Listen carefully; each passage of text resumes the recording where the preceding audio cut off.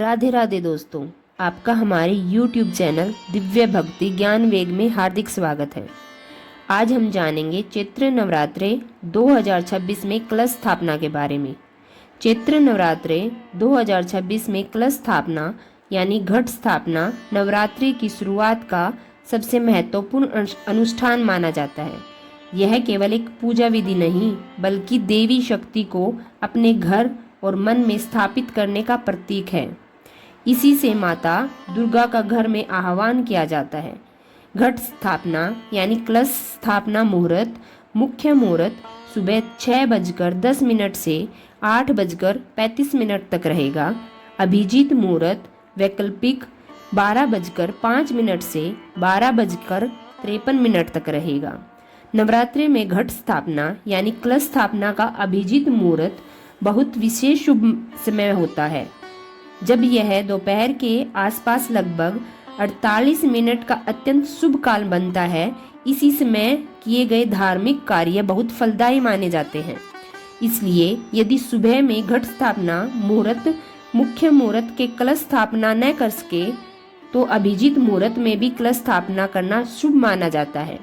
घट स्थापना या कलश स्थापना का वर्णन विशेष रूप से भागवत पुराण, मार्कंडेय पुराण और दुर्गा सप्तशती में भी मिलता है।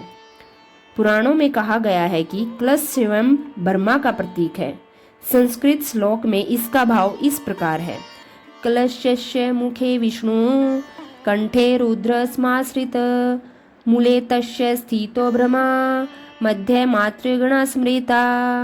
इस श्लोक का भावार्थ यह है कि कलश के मुख्य में भगवान विष्णु, कंठ में भगवान शिव, मूल में ब्रह्मा और मध्य भाग में सभी देवियां निवास करती है। इसलिए नवरात्रि में कलश स्थापना का अर्थ यह है कि पूरे देवमंडल को अपने घर में आमंत्रित करना। पुराणों के अनुसार नवरात्रि में देवी के 9 रूपों की पूजा होती है। ये सभी रूप दुर्गा के स्वरूप हैं। 9 दिनों में पूजित देवियां है। पहले दिन की देवी माँ शैलपुत्री है, दूसरे दिन की ब्रह्मचारिणी, तीसरे दिन की माँ चंद्रघंटा, चौथे दिन की माँ कुष्मांडा, 5वें दिन की माँ स्कंद माता, छठे दिन की माँ कात्यायनी, 7वें दिन की माँ कालरात्रि, 8वें दिन की माँ महागौरी और 9वें दिन की माँ सिद्धिदात्री है।